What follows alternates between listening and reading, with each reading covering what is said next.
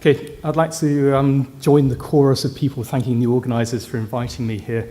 It's very good to come here. My wife was born here, so it's nice to see where she comes from. Okay. So lung disease is important because there are a huge number of people throughout the world who suffer from this, whether it's asthma or chronic obstructive pulmonary disease, COPD, or lung infections. They cover probably the two of the top 4 biggest killers in the world, and they also have a huge morbidity. So we think they're important diseases to try and investigate. Also, because I come from heart and lung disease, we have to investigate these diseases. Asthma, we know, is a chronic inflammatory disease that is driven predominantly by the presence of allergen. The site and type of inflammation may slightly differ from that which we see in COPD, which is predominantly driven by cigarette smoking, which can induce profound changes in the lung architecture, such as massive loss of the lung. Okay, so for those of you who smoke, that's not a particularly nice picture to have as a lung. I guess in one way I'd just like to talk a little bit about signaling because we've discussed it early on. We think that at least in these inflammatory diseases of the airways, that NF-kappa B is a major driver of inflammation because all the factors that, or environmental stimuli that seem to drive NF-kappa B are also driving the disease process. And we have a feed-forward process where NF-kappa B can induce the further activation of cytokines, chemokines, and receptors for these drugs. And we can see quite nicely that there's elevated activity of NF-kappa B actions in both asthma, shown here by data from Lorraine Hart, also in asthma deaths, shown by Tim Oates, which is not here, and also in COPD, shown by Gaetano Calamori. So we just think that NF-kappa B might be important. So some of the data I'm going to show relates to NF-kappa B-driven inflammatory disease processes, but of course they're not the only processes that are important or signaling pathways. Transcription factors such as NFAT or STATs or AP1 may also be important under the control of pathways such as J and Ks or other MAP kinases. And here data from one of our speakers later on tomorrow, I think, just really shows how important that increased transcription factor binding to enhancers in combination with chromatin modifications may enhance the transcriptional response. Hundreds of genes that can be activated by STAT1, even under the control of interferon gamma, can be associated with the promoters associated with changes in DNA modifications. And where you have these modifications, STAT1 gives a higher transcriptional response. We may hear about this in a lot more detail tomorrow. In our data, in our hands, Kang-Yong Lee has just really picked on one gene and showed that TGF-beta can be induced by IL-1 beta in human airway epithelial or lung epithelial cells.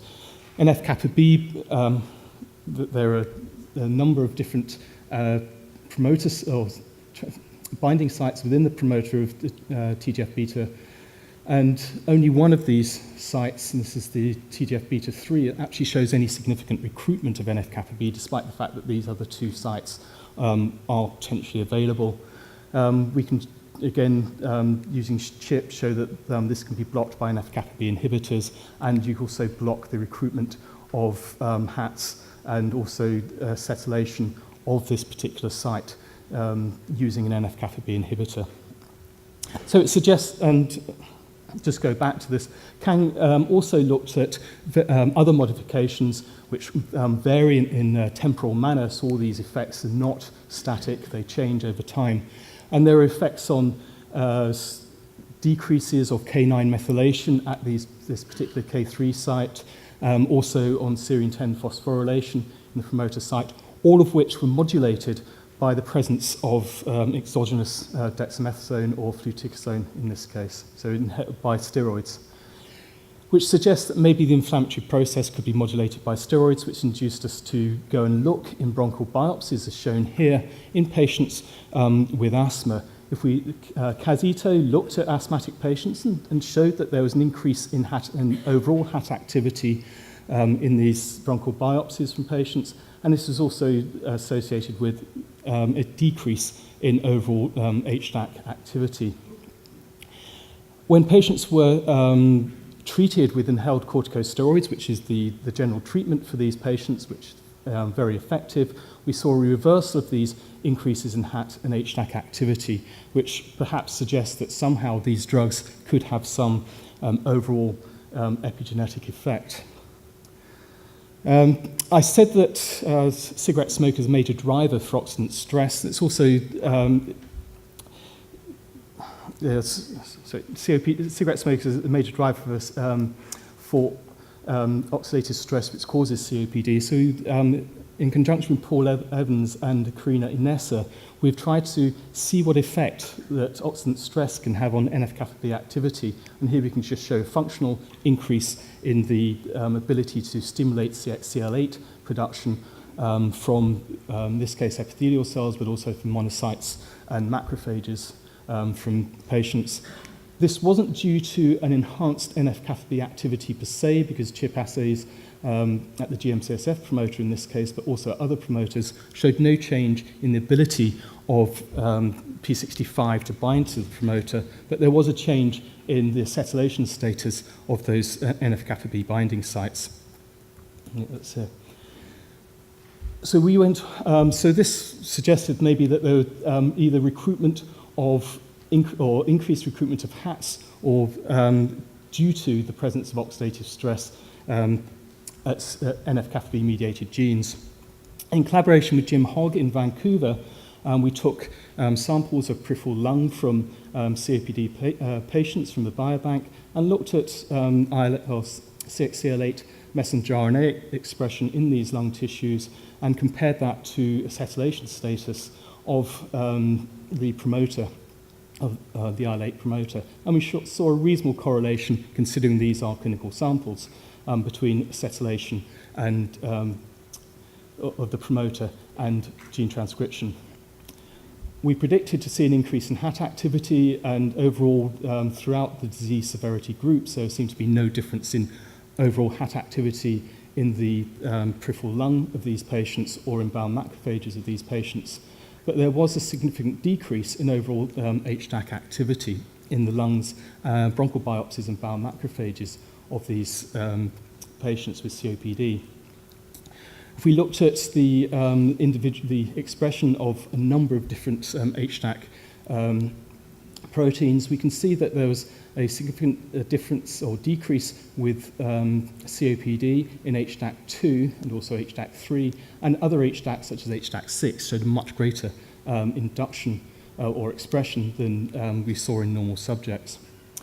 Because of earlier work, we've focused predominantly on looking at HDAC2. It's not to say that HDAC3 or 6 may not play a role in this disease, but we've focused predominantly on HDAC2 in future experiments. We could show a reasonable correlation between HDAC activity in peripheral lung and bowel macrophages from these samples and the clinical parameters such as lung function that are important for diagnosing these patients. We had a long-term interest in how steroids may work, and Casito just took a simple experiment in lung epithelial cells just to see what effect knocking out individual class 1 and class 2 HDACs would have on glucocorticoid responsiveness. So here we just pick a concentration of steroid that has about a 50% suppression of cytokine release and see what happens with HDAC knockdown. And the only HDAC that had any effect on steroid function was HDAC2, which seemed to prevent steroids suppressing this. Kang-Yong Lee did an old adjuvant promoter array chip-on-chip assay to show that there are about 600 or 700 genes that were regulated in a similar way in response to steroid activity. So showing that HDAC2 is involved in steroid responsiveness in COPD is was not unique. Jack Drouin in Montreal has also